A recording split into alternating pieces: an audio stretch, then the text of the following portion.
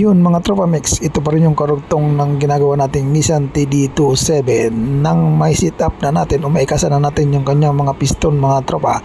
Ginamitan natin yan ng pinagbabawal na technique para malaman lang natin mga tropa kung mayroon po siyang kompresyon.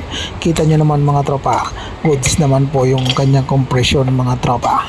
At yun nga, makikita niyo sa huling bahagi ng video mga tropa, binigay natin sa ating tropa lahat ng pinagpalitan ng mga parts mga tropa. At nagpapasalamat tayo sa ating katropang mekaniko, minsan niya lang nakita yung ating mga gawa sa reels.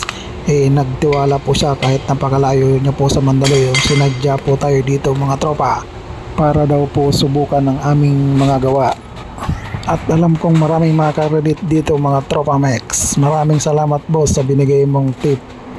May pambigas na, may pang-ulam pa. Ayan si boss 1K. Ayan, mga pinagpalitan.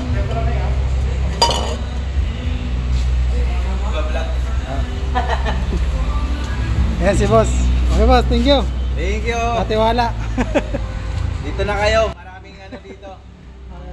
Maganda yung trabaho. Marami pong salamat.